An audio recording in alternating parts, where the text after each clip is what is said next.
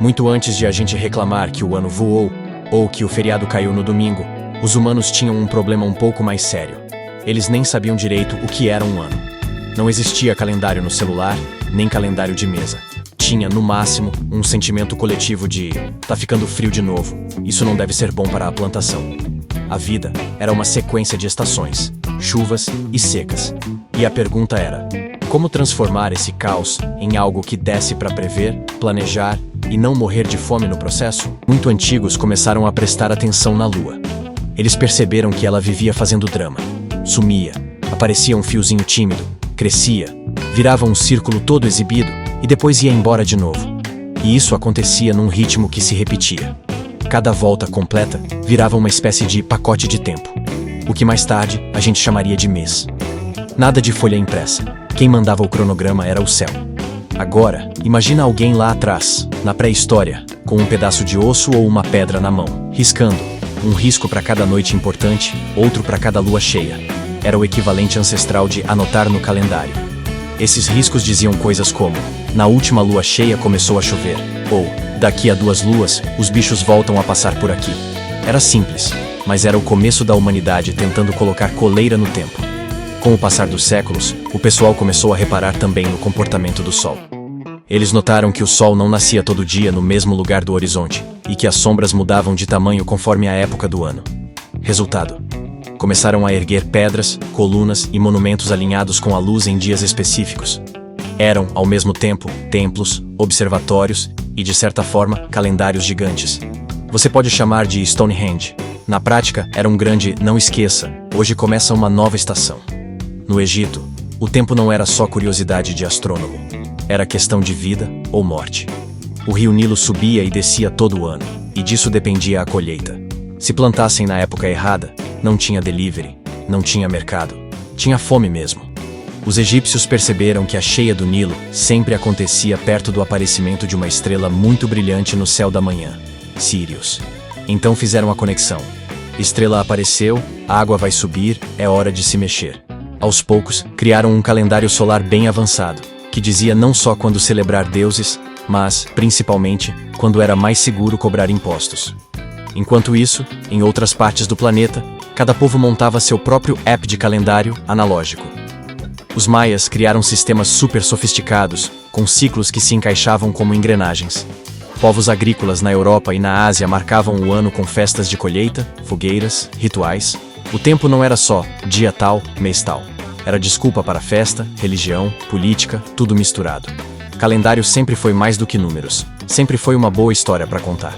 Aí chegam os romanos, que olharam para tudo isso e pensaram: legal, vamos complicar. O calendário romano misturava influências lunares, solares e, claro, políticas. Meses com tamanhos diferentes, anos que precisavam ser ajeitados de vez em quando com um mês extra e, detalhe importante, autoridades que podiam esticar ou encurtar o ano conforme os interesses.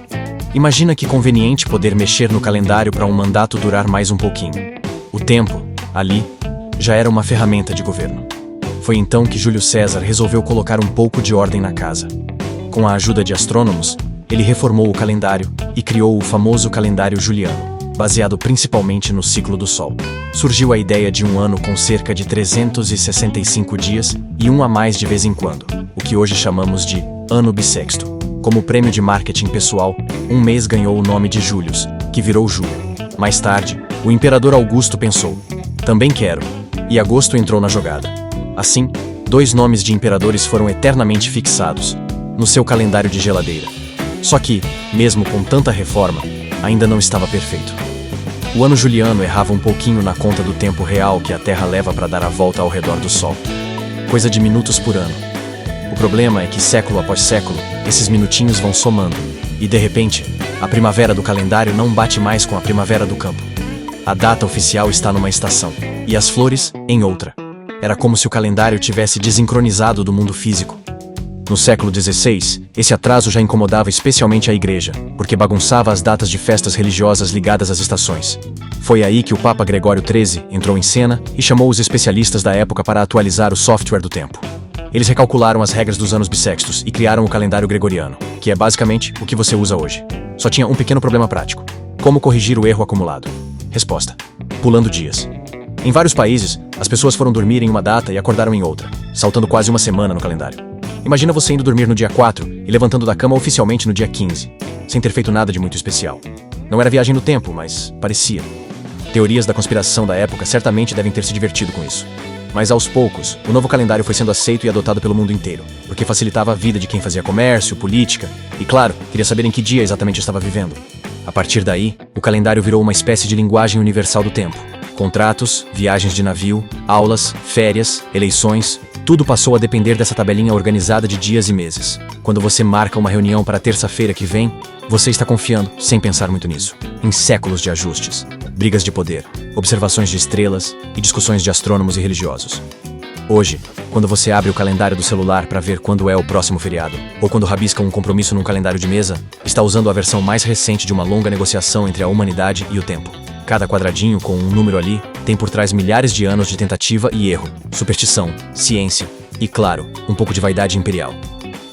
E é curioso pensar que, depois de milênios olhando para a Lua, para o Sol, para as estrelas e para o nível dos rios, boa parte desse esforço gigantesco para entender o tempo cabe, tranquilo, num simples calendário de mesa triangular, discreto, apoiado em cima da sua escrivaninha, segurando um clipe de papel e um boleto vencendo na cesta.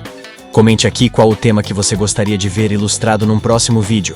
Se gostou, clique aqui no joinha e compartilhe.